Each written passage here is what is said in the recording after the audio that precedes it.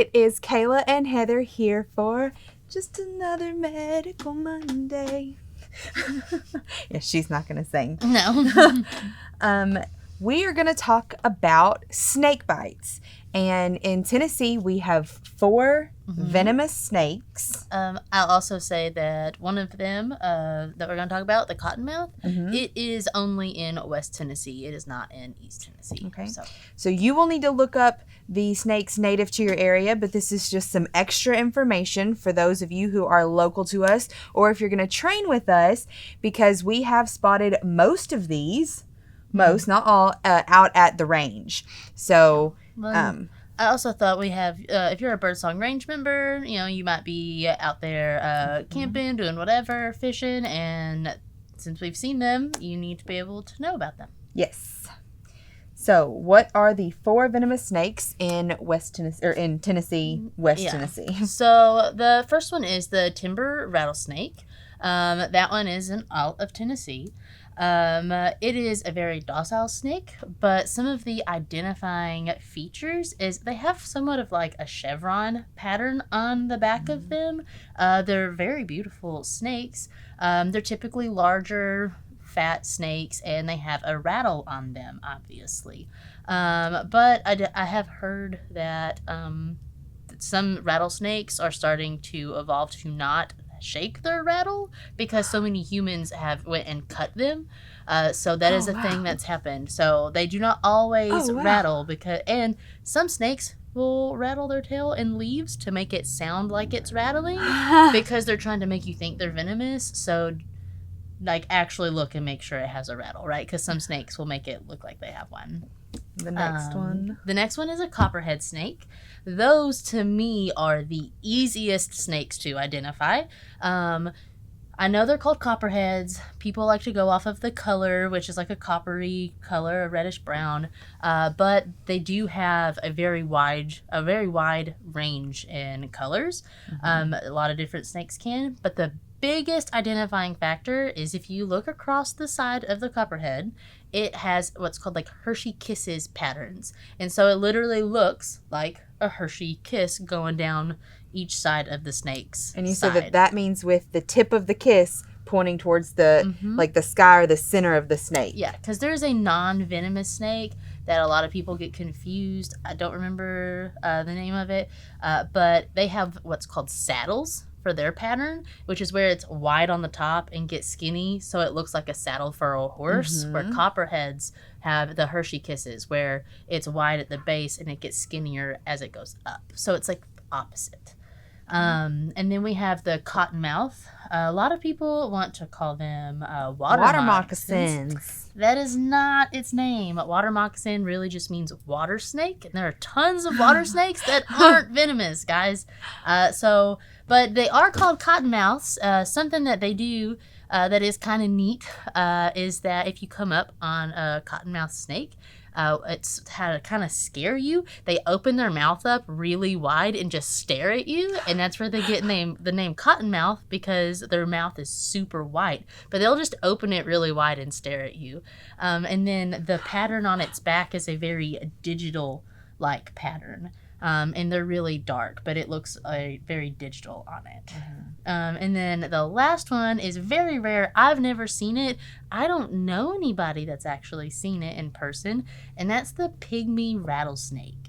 I don't know as much about them because they are really rare. You don't come upon them as often. They are a lot smaller than the timber rattlesnake. They are the pygmy. Yeah, they are beautiful snakes. They have like a circular pattern kind of going down its back with a red line that kind of goes down the center. Red and orangish. Yeah.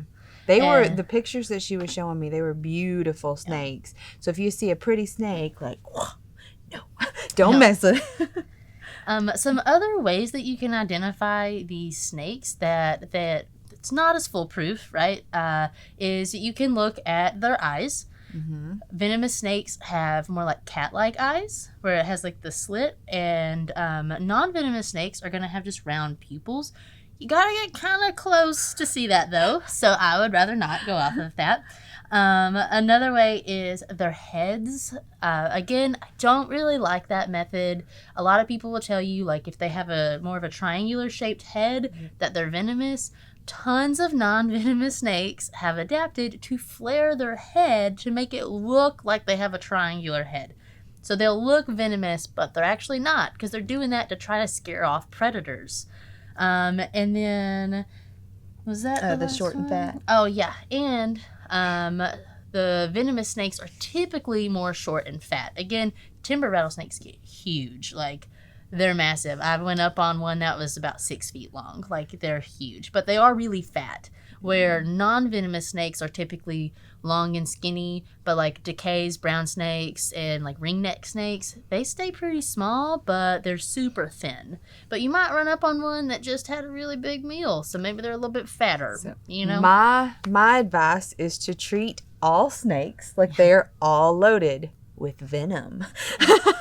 Which is smart if Dad you joke. aren't 100% certain and you are identifying this snake, you should just treat it like it's venomous, right? And another key point here is venomous means it bites you and you die. Poisonous means you eat it and you die. So, Hey, some more judgment. So, what do you do when you get bit by a snake? So, kind of sucks, but you have to get to an ER immediately. You want to get to one, the closest one possible, and they need to have antivenom because that's literally all they can do for you. And you can also have pain medicine to just kind of help alleviate the pain because it is going to be painful. But that is all you can do. You can also, and like if you have somebody with you and they're driving you, elevate whatever part of your body got bit. A lot of the times, for most people, you're going to get bit on your hands and your legs, right? A lot of people are going to get bit on their legs because you're going to step on it and not realize it because you're not paying attention. Copperheads are really great at blending in with leaves and leaf piles. They have the same coloration most of the time. And so you're going to get bit, and you're going to want to elevate that above the heart. I will say if you get bit on the trunk or the face, it's very rare because most of the time that's not what the snake is going to be able to get. Also way more dangerous. Extremely dangerous. It's a lot. It's going to take a lot more antivenom, and it can have a lot more complications. So, would you put a tourniquet on a snake bite? No. So, why not? Any of the snakes here in Tennessee, in other countries, this might not be the case, but for our snakes and the kind of venom that they have here, they can cause blood clotting. And whenever you put a tourniquet on, it's going to keep all of that there. Blood clots can form, and you take it off, and now it is all being released. So just get to the ER. Yeah. What about like a pressure bandage or something over it? Nope. Same kind of thing. You don't want to do that. What about sucking the venom out? That will not work. It is now in your system, and that will not do anything. It's just going to be gross. It does not help. What about bleeding it? Like where you cut it open and let it just bleed? Again, you're just losing blood, man. Like, it's already in there. Yep. Like, you are not making it any better. You're just wasting precious time that you could be using to get to the hospital because it is all about how quickly you get there. And the quicker they can get the antivenom in, the better. I'll also add, sometimes you'll get bit. You can get a dry bite. That is not a myth. That is a thing that can happen. However, you have to be monitored for 8 hours because sometimes it won't start to show for a couple of hours later. Ooh. So you need to be monitored for 8 hours. If there's any swelling whatsoever, any discoloration, anything like that, there is venom. A dry bite is going to have nothing but 2 puncture wounds and maybe a little blood from where they got you. That's it. If there's anything else, there was venom involved and you need to go to the doctor.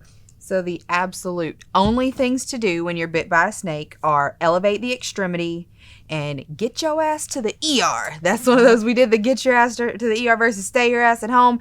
This is one of those times it is a life-threatening situation if you do not receive medical help immediately. Yep. Also, animals, same thing. It happens all the time. Your dog's going to get bit. They typically get bit in the face. So it is a lot more serious for your animals. You need to get them to a vet, emergency vet, as soon as possible, and they should be treated the same. I would also like to add, snakebite support groups are a thing on social media, and I have joined one here in Tennessee, and it's awesome. And if you go on there and post that you've been bit, they have experts that will, like, you can send your blood work to them, and they will look at it and tell you, and they will call the doctor and nurses and talk on your behalf. Like, it's insane what they do for people. So the best, like, kind of like with guns, like the best gunfight is the one you don't get into. So how do you prevent snake bites? So a lot of people, I'm going to go ahead and hit on this. The myths. They think that you can put mothballs in your yard. That does not work. Please do not do that. It is terrible for the environment, and it doesn't work. But like, it doesn't work. Like, it's just gonna make everything stink like mothballs. Snake away does not work. Like, it's wasting money. Yeah, I have seen photos of snakes wrapped around a bottle of Snake Away in people's garages. Like, it doesn't work.